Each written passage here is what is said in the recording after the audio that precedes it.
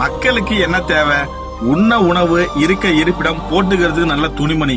உண்ண உணவும் போட்டுக்கிறதுக்கு நல்ல துணிமணியும் அவனுக்கு ஒரு நல்ல வேலை வாய்ப்பு இருந்துச்சுனாக்கா ஆட்டோமேட்டிக்கா அவன் செஞ்சுக்க போறான். ஆனால் இருக்க இருப்பிடம் அவனுடைய மூதாதையர் காலத்தில் இருந்து பூர்வ ஒரு மண்ணாக இருந்தால் பிரச்சனை இல்லை. ஆனால் சென்னை வாழ் மக்கள் என்ன செய்வாங்க? இந்த மண்ணின் பூர்வக்குடி ஆதிக்குடின்னு நம்ம எவ்வளவோ கட்டுக்கதைகள்லாம் சொல்லிட்டு இருக்கிறோம். ஆனா இன்னைக்கு எவ்வளவு பேர் இன்னைக்கு பிளாட்பாரத்துல தங்கிட்டு இருக்கிற ஒரு சூழ்நிலையை நாம் ஏற்படுத்தி இருக்கிறோம். கட்டி இருக்கிற வீட்டை அவங்களுக்கு கொடுக்கறதுனால என்ன வந்துருது? இதுக்கெல்லாம ஒரு போராட்டம் அவங்கள்ட்ட போராடி அதை மீட்டமைக்கிறவங்க. பிச்சை எடுக்கிறத விட ரொம்ப கொடுமையான விஷயம் என்ன தெரியுங்களா?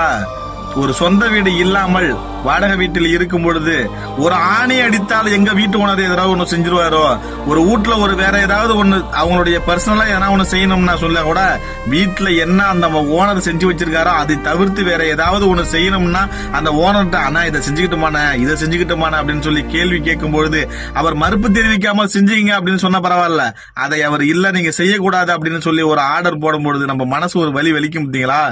வீடு இல்லாதவர்களுக்கு தான் தெரியும் அதோடைய வலியும் வேதனையும் என்னவென்று.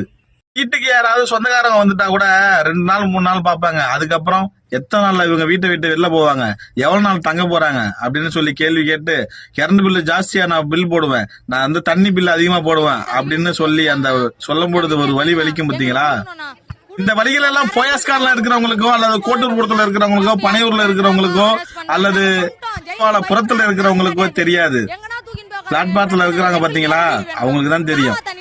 உங்கள்கிட்ட கேட்கறதுலாம் ஒண்ணும் இல்ல ஐயா. சென்னை கோட்டூர்புரத்துல வந்து தனியாக ஒதுக்கப்பட்டு கட்டப்பட்டுள்ள வீடு கொடுப்பதற்கு தாமதமாக இருக்கின்ற ஒரே காரணத்தினால இறங்கி ரோட்ல இறங்கி இந்த மக்கள் பொதுமக்களை போராட்டின உடனே என்ன பண்ணிருக்காங்கன்னாக்க இது போல கைது நடவடிக்கை எடுத்திருக்கிறாங்க. ஆனா உடனடியாக அவங்களுக்கு தகுந்த அவங்களுக்கு அலாட்மெண்ட் ஆயிருக்கிற அந்த வீட்டை கொடுத்துட்டாங்க. இந்த போராட்டம் தேவையில்லாத போராட்டம் ஐயா.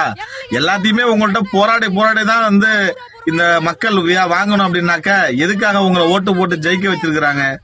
விரைவாக இதுக்கான ஒரு நல்ல ஒரு முடிவை எடுத்து அந்த மக்கள் மகிழ்ச்சியாக வாழ்வதற்கான ஒரு வாழ்வியலை நீங்கள் கொடுக்கணும்னு சொல்லி இந்த வீடியோ மூலமா கேட்டுக்கிறோம். நன்றி, வணக்கம்.